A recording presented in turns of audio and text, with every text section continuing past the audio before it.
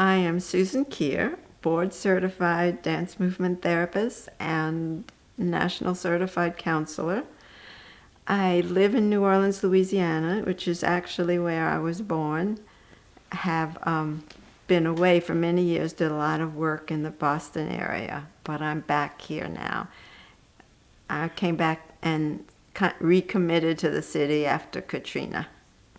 So I raised 5 children and I have 11 grandchildren. But what happened when I got to New Orleans is that my youngest child came back also to commit to New Orleans post-Katrina. And she has since had 3 children. Since that was my youngest daughter, these are my youngest grandchildren. And it's really made me aware of what the nearness does.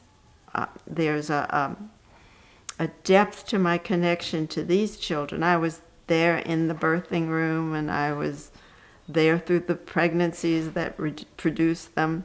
So I feel very like this is a very different experience for me as a grandmother.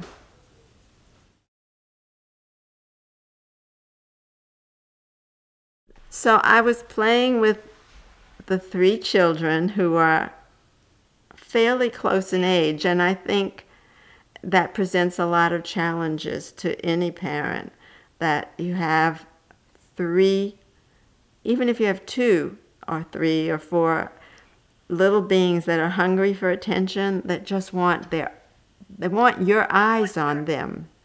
They want you to see them. I know my daughter likes to see her children too, and she's got good eyes, but she's also got laundry for all those kids and meals for all of them, and their school and their play groups, and her eyes frequently wander off her children in order to get life happening and take care of what's going on. And so sometimes I like very much, especially at dinner time, when she's trying to prepare dinner, I like to kind of appear and come in the back door and just start playing. I think this is an important role for grandparents, not necessarily unique. A grandfather could do it, an uncle, an aunt, a really close friend or member of the family who is consistently around and knows the children well and is willing to know the children well could play this role. It's the role of witnessing. It's what dance therapists do professionally. We professionally witness this person. And when a dance therapist is doing it, the therapist it's remedial. It's that there was a problem in the development of that person, and the person could be 50 years old by the time they're with the dance therapist, but there's still this hunger for full attention and being reflected back, and so the therapist is giving that. Well, what I love about being a grandmother is that I can give it right there in the developmental years when it feels that need. And so my hope and my excitement is these children won't need to go to a therapist because they're getting the witnessing they need right now.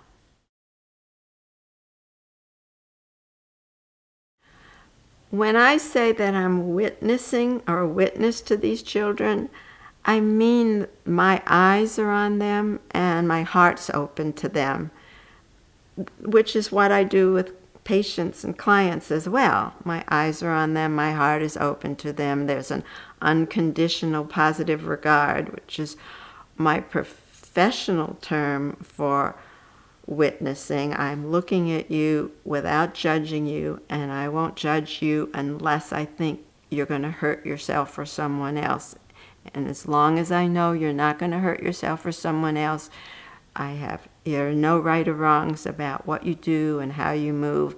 And I'm bringing that kind of witnessing to these children.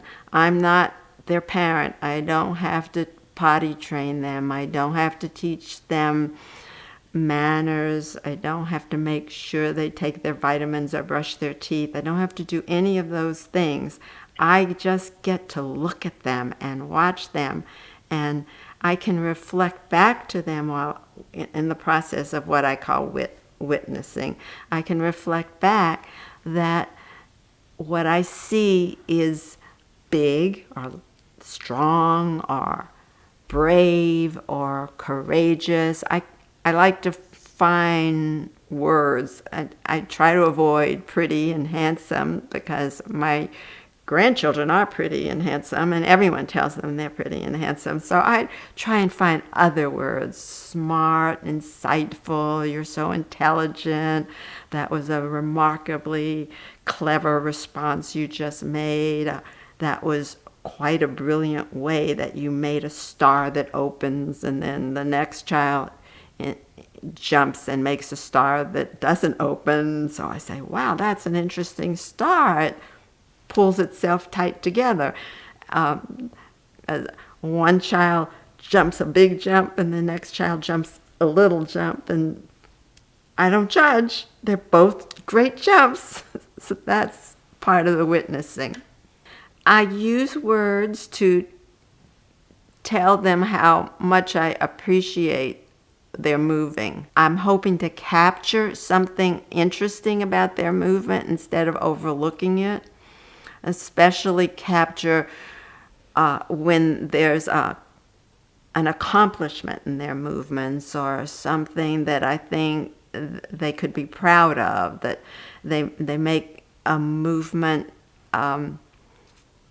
that I want them to be proud of. So I'll find words to describe it.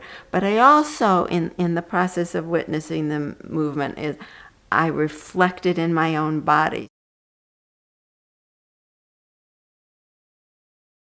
So there's the witnessing with just my eyes, and there's the witnessing where I add words, and there's the witnessing where my body does a little version of what they're doing. So I'm not going to take the attention away from their movement, but if they're curling up, I curl up a little. And when they get expansive, I can get more expansive too. I would never make a movement that's more intricate or more, if they're open, I want to be open, but not more open. So I just want them to know that my body's reading their body.